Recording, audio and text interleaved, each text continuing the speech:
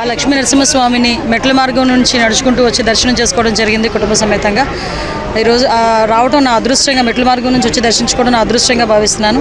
లక్షలాది మంది భక్తులు వచ్చే ఈ లక్ష్మీ నరసింహస్వామి, అదేవిధంగా ఉత్తరాంధ్రకి ఇలవేల్పు ఈ లక్ష్మీ నరసింహస్వామి దూర ప్రాంతాల నుంచి ఇక్కడికి వచ్చి దర్శనం చేసుకుని వెళ్తారు. ఇక్కడ ఉన్న అన్ని సదుపాయాలు కూడా సక్రమంగా ఉండాలని మేము ఇప్పుడే యోగా వాళ్ళతో కూడా మాట్లాడడం జరిగింది.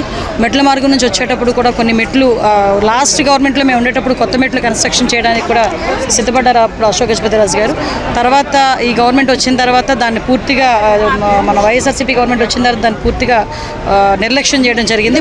ఇప్పుడు కన్స్ట్రక్షన్ అనేది స్టార్ట్ చేసి మెట్ల మార్గం నుంచి వచ్చే భక్తులు కూడా ఎటువంటి ఇబ్బందులు కలగకుండా చేసుకునే బాధ్యత కూడా మేము అందరం తీసుకుంటాం. ఆ లక్ష్మీ నరసింహస్వామి ఆశీస్సులు మా అందరి మీద, అతి ముఖ్యంగా చంద్రబాబు నాయుడు గారి మీద, పవన్ కళ్యాణ్ గారి మీద, లోకేష్ గారి మీద, అందరి మీద ఉండాలని మనస్ఫూర్తిగా కోరుకుంటూ అందరూ కూడా ఆయురారోగ్యాలతో ఉండాలని మనస్ఫూర్తిగా కోరుకుంటున్నాం.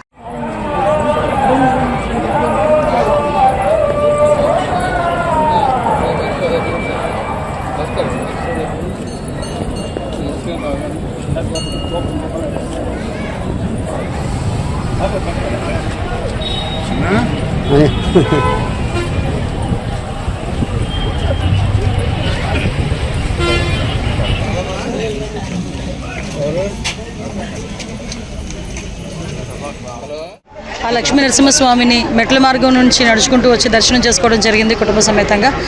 ఈరోజు రావడం నా అదృష్టంగా, మెట్ల మార్గం నుంచి వచ్చి దర్శించుకోవడం నా అదృష్టంగా భావిస్తున్నాను.